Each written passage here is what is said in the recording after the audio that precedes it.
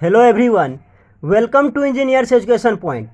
इस वीडियो में हम लोग लैप्लास ट्रांसफॉर्म का 2020 के क्वेश्चन देखेंगे। ये क्वेश्चन 2020 में 2 का और में पूछा गया था। क्वेश्चन है find the Laplace transform of periodic wave form as shown below.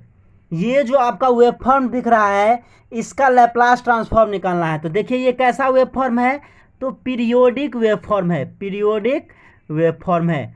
यहाँ देखिए 0 से t के बीच में इसका वैल्यू कितना है, 1 है, और t से 2t के बीच में इसका वैल्यू क्या है, तो 0 है। यहाँ पे देखिए हम एक पीरियड को लेकर चलते हैं, यहाँ से यहाँ तक का जो पीरियड है 0 से 2t तक का, तो 0 से t तक में क्या है, इसका वैल्यू 1 है।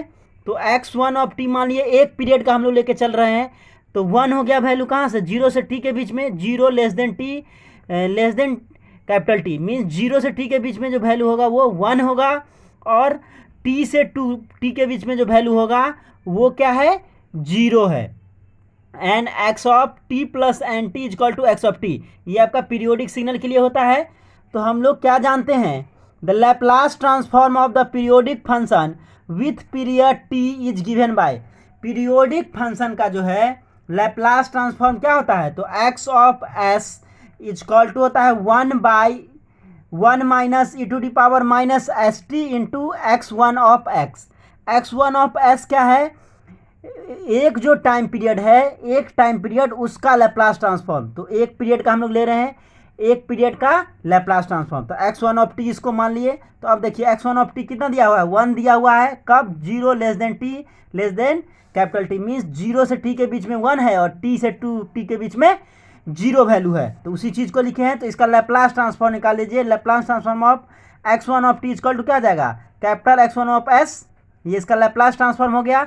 इजक्वल टू कहाँ से कहाँ तक लेना है, तो देखिए 0 से t के बीच में वैल्यू कितना है, 1 है, और t से 2t के बीच में वैल्यू कितना है, तो 0 है। तो इस बीच में जो आएगा लैप्लास क्या हो जाएगा, इस बीच में 0 ही आएगा। तो इसको नहीं भी लिख सकते हैं।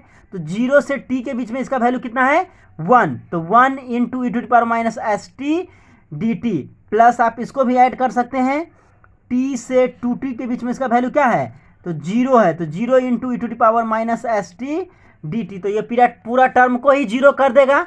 तो इसको नहीं भी आप लिख सकते हैं।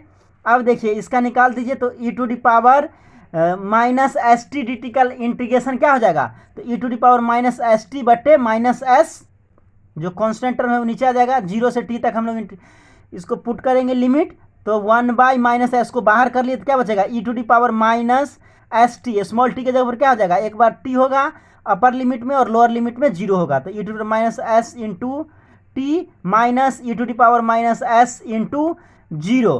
तो e to the power minus 0 का वैल्यू कितना होता है, 1। तो कितना गया, e to the power minus s t minus 1।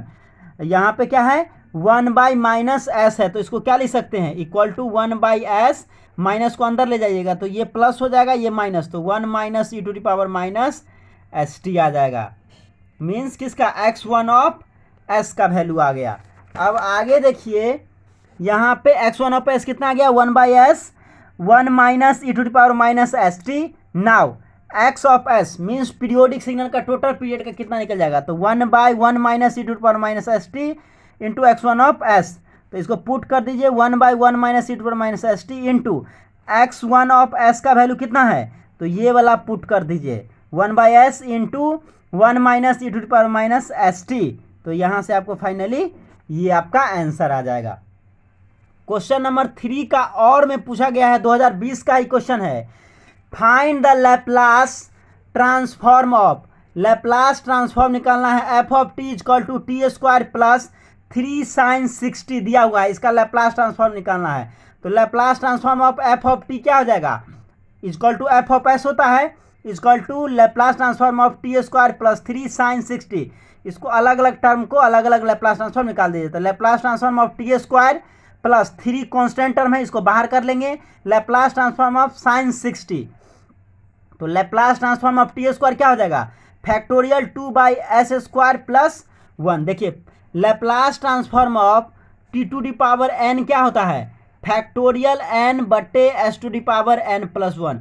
इसी तरह हम लोग निकाल दिए Laplace transform of T square, means यहाँ पे एन का वैल्यू कितना है, तो 2 है, तो पुट कर दिए, तो फैक्टोरियल 2 बटे फिर यहाँ पे n है तो s⁻² + 1, मतलब फैक्टोरियल 2 का वैल्यू कितना हो गया 2 बटे s³ तो यहाँ पे आपका आ गया t² का लैप्लास ट्रांसफॉर्म कितना आ गया 2 बटे s³ प्लस 3 इंटू साइन 60 का लैप्लास ट्रांसफॉर्म क्या हो जाएगा साइन 80 का लैप्लास ट्रांसफॉर्म क्या होता है साइन 80 क्या होता है a बटे s² प्लस a², तो साइन 60 का क्या हो जाएगा 6 बटे s² प्लस 6 का स्क्वायर मीन्स 36, तो 6 इंटू 6 बटे s² प्लस 36 कितना आ गया 2 बटे s³ आ गया यहाँ से, क्योंकि फैक्टोरियल 2 का वैल्यू कितना होता है फैक्टोरियल को हम लोग फैक्टोरियल 2 को ऐसे लिखते हैं या फिर ऐसे भी लिखते हैं, दोनों तरह से आप लिख सकते हैं इसको।